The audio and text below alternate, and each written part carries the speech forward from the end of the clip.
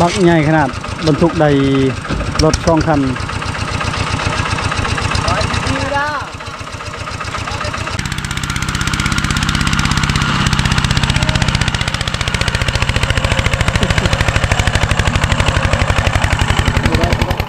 เต็มฮอตบุญฮอตปงเทพนใส่ตอนนี้ขายเขาผมปี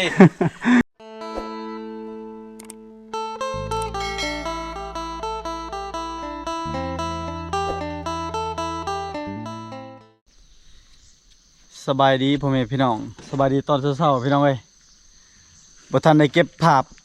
มาหอดแต่มื้อวานมาหอดบ้านซุบบอนประมาณนี้เลยพี่น้องเอ้ยทางล่างก็คือน้ำเซบางเฮียง ปีกายก็มาฮอดปีกายก็เก็บภาพให้พ่อแม่พี่น้องได้เบิ่งหลักๆก็คือเกี่ยวข้าวเมื่อวานนี้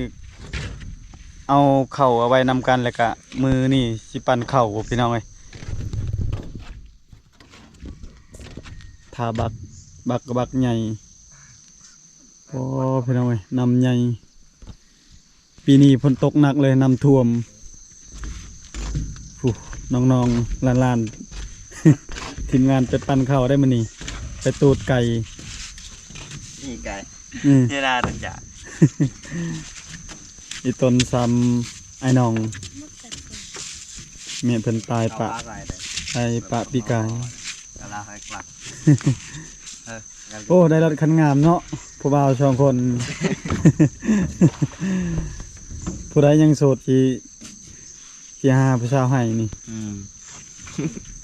โซนมัด โสดไปหาผู้สาวเมืองนองงามได้ผู้สาวเมืองนอง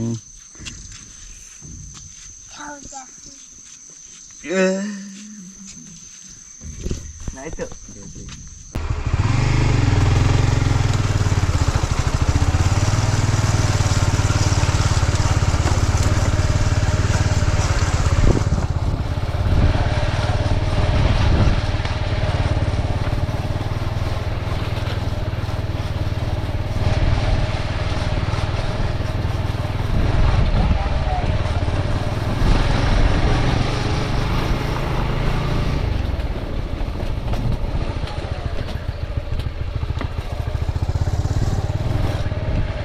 ดูนี่ฮะ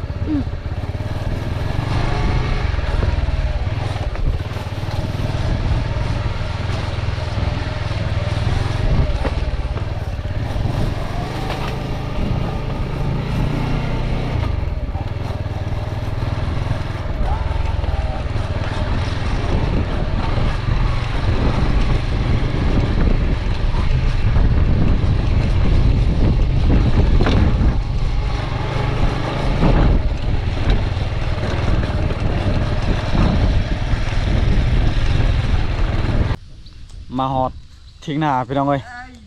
ซุมื้อนี้บางพื้นที่บางบอนเขาเจ้ากำลังเก็บเกี่ยวข้าวหน้าหรือว่าปั่นข้าวหน้าพี่น้องเป็นตาสะอ่อนเด้อยากไปตูดลาบเป็ดหรือว่าเลือดแปลงเป็ดต้มไก่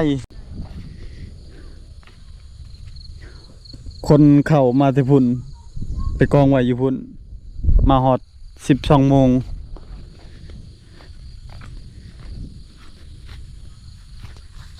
อยู่บ้านในพันเดือนส่วนหลายเขาเจ้าเฮ็ดให้มาฮอดเขตเมืองพีนเขาเจ้าเฮ็ดหน้าเฮ็ดสวน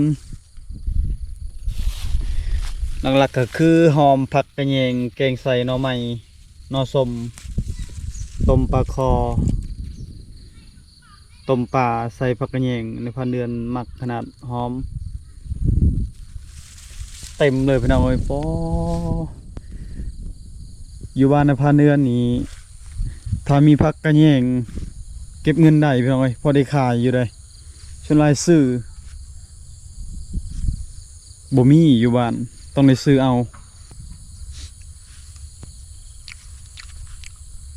เฮ็ดแบบแจ่วหวานกินกับส้มมะขามผักกระแยงเล็กจังหน่อยพาลานพาน้องๆเก็บหอยปั่นข้าวกินข้าวตอนเช้าๆพี่น้องเอ้ยมื้อนี้สิไปยอกลาน ก่อน ก็คือปีกายเฮาก็มาเก็บภาพอยู่บ้านซุกบอน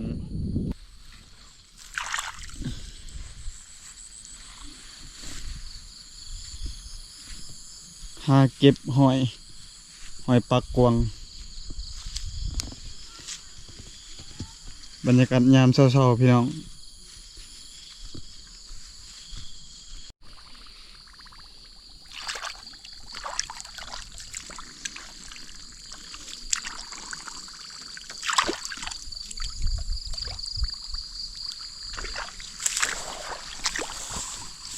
ร้อยเอา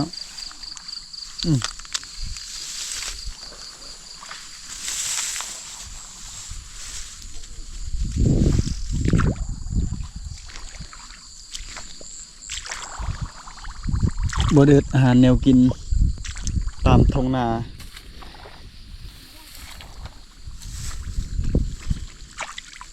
หอยตัวนี้หอยคมๆพี่น้องเวลาเฮาแกง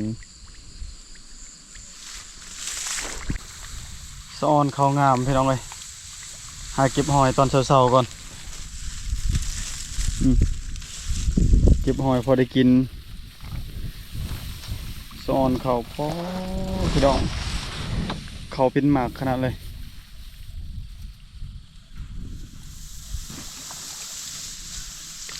หาเก็บหอยตามทงนาเสร็จบัดนี้ไปหอดบ่น้อ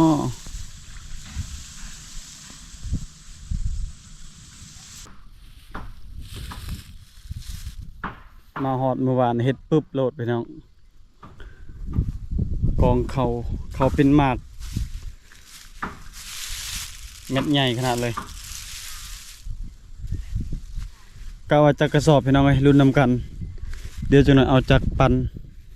เขาเรียบร้อยแล้วเฮากะเกี่ยวยังประมาณให้หนึ่งให้ใหญ่พี่น้อง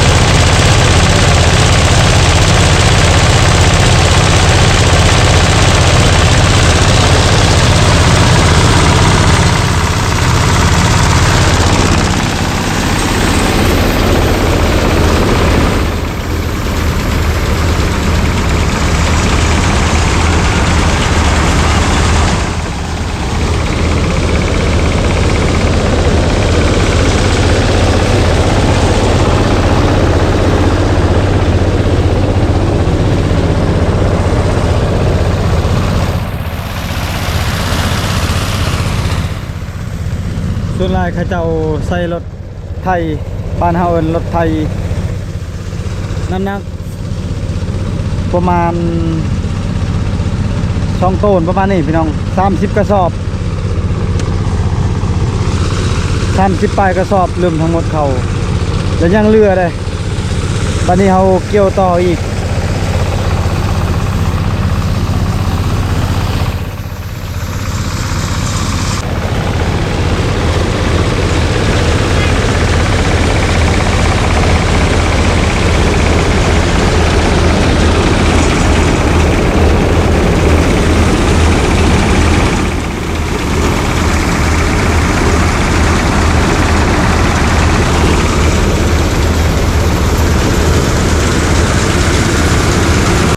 ปั่นเขาเรียบร้อยแล้วพี่น้อง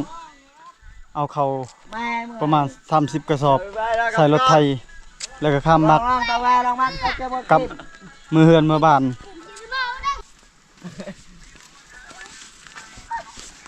แล้วนั่นเหรอ สังเกตเบิ่งฝนสิตกอีกเด้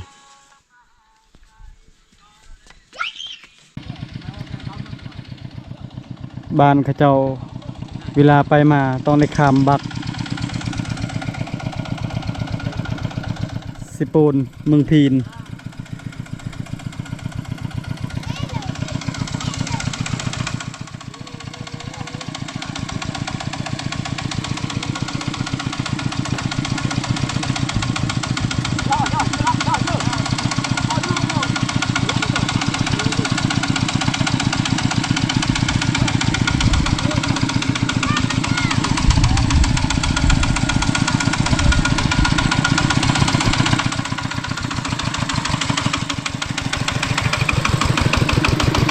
บปีนบปีโอ้พี่น้องเอ้ย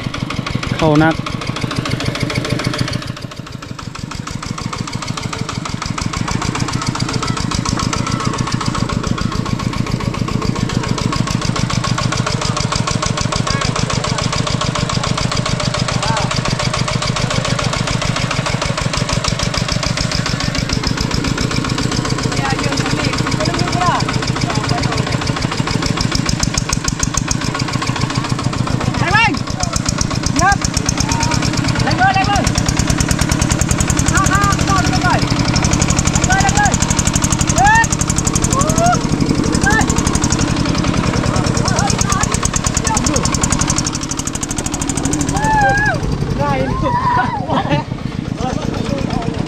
เกือบบอลอดสะเพอลอยสะเพอลอย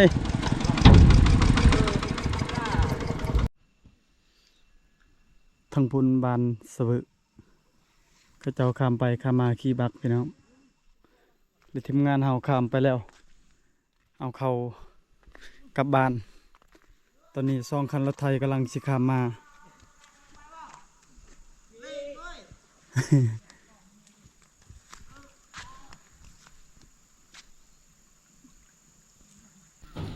เอาเสือกต้องลากทุกคนเลย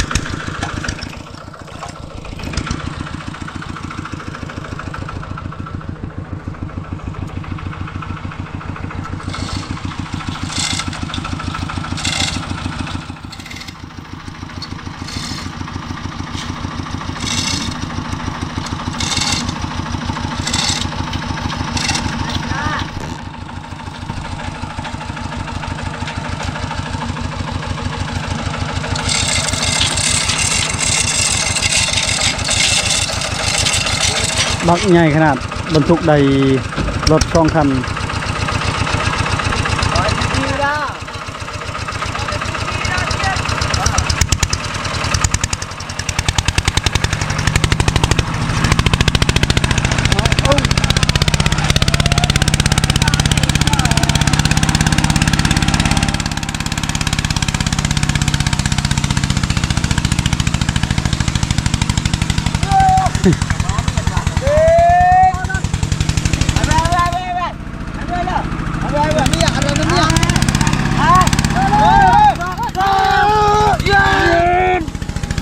เฮ้ย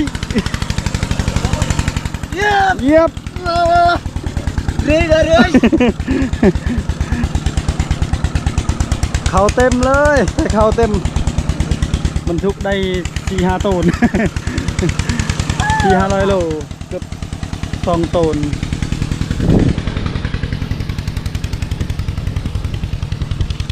เริ่มหลอดหนาวปั๊บน้ำซิบ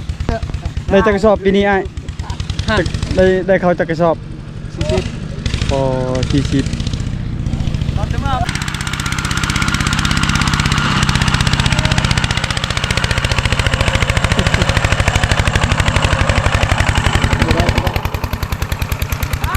เบรกเรียนเบรก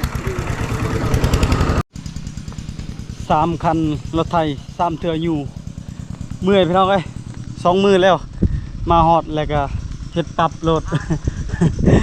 มาซอยแล้วก็อยากได้ข้าวแน่ทวารในพันเดือนเก็บเงินเล็กๆน้อยๆสิซื้อข้าวมาพักให้ครอบครัว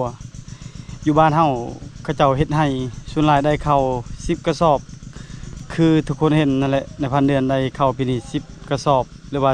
13ประมาณนี้พี่น้อง10ปลายนิดๆนั่นแหละ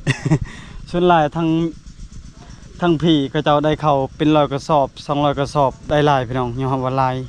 แต่ว่าเก็บเงินแล้วก็ได้รถสิซื้อข้าวมื้อกินพี่น้องเอ้ย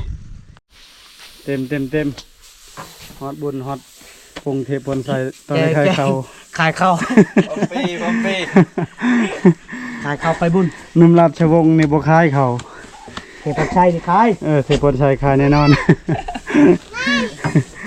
วัยรุ่น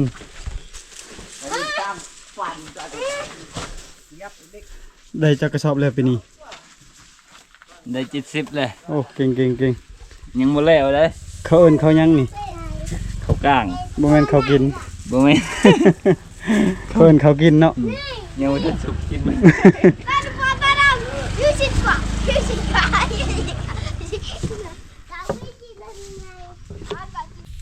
สบายดีอีกครั้งหนึ่งพี่น้องเอ้ยเก็บภาพเมื่อวานในพันเดือนกะเมื่อยๆแน่ถ่ายคลิปบ่หลายมื้อนี้เกี่ยวเข้าวคือเก่าพี่น้องเอ้ยอยู่ให้อยู่หน้า3 มื้อ4 มื้อแล้วกับ3 คืนตอนแรงๆจังหน่อยพี่น้อง ไผมีผู้สาวเขตห้วยๆบอกหน่อยเด้อไผผู้สาวแถวใดยังโสดบอกแน่โสดแล้วโสด4-5 มื้อแล้ว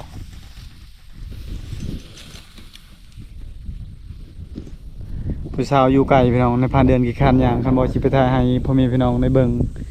เขากำลังสุกเกี่ยวข้าวเขาเป็นหมากปอพี่น้อง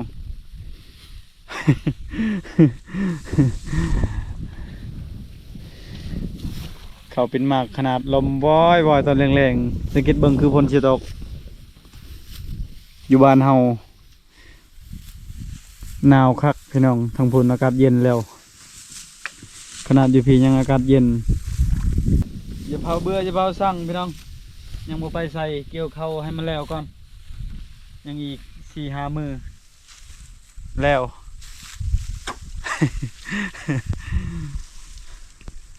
ว่าจะในใจอยากไปป่าไปดงเกี่ยวเขาวยังบ่แล้วบัดเกี่ยวเขาวแล้วไปป่าไปดงไปหาทายผู้สอบผู้สาวนี่ก็โสดแล้วหากระโสด โสดแต่บ่สด ปีไก่มายอกเพิ่นแล้วก็มาเยี่ยมยามเมียเพิ่นเสียชีวิตปีนี้ก็มาอีกจะมาเกี่ยวเข้าวแต่ปีไก่ขาเบียกเล็กๆน้อยๆปีนี้ก็เลยมาหอด ให้หนึ่งกะว่าประมาณจักกระสอบได้40-50ประมาณนั้นแหละ อัน 4-50แหละ เกี่ยวหอดพุ่นเลยพี่น้องเอ้ยประมาณแม่นคันงามใส่พุยใส่หยังได้80-90มาแต่พุ่นให้หนึ่งมาเด้อพ่อแม่พี่น้องเอ้ยมาซอยเด้อซอยเล็กๆน้อยๆไผบ่ซอยมาเกี่ยวข้าวก็อย่าลืมกดติดตามเป็นกำลังใจให้อย่าลืมกดไลค์กดแชร์ให้เมื่อยเก็บเกี่ยวข้าวก่อนพี่น้องเอ้ยกลับบ้านก่อนอื่นก็ขอบใจทุกคนติดตามและเป็นกำลังใจอย่าเผาเบื่ออย่าเผาสั่งในพันเดือนเกี่ยวข้าวปั้นข้าวแล้วก็สิได้กลับบ้านพักผ่อน1 มื้อ 2 มื้อสิได้เข้าป่าพี่น้องก่อนอื่นก็ขอให้สุขภาพเข้มแข็งเด้อใกล้สิฮอดปีใหม่แล้วพี่น้องใกล้สิฮอดเข้าดาวแล้วยังอีกเดือนปลายๆไปพอกันวิดีโอต่อไปบาย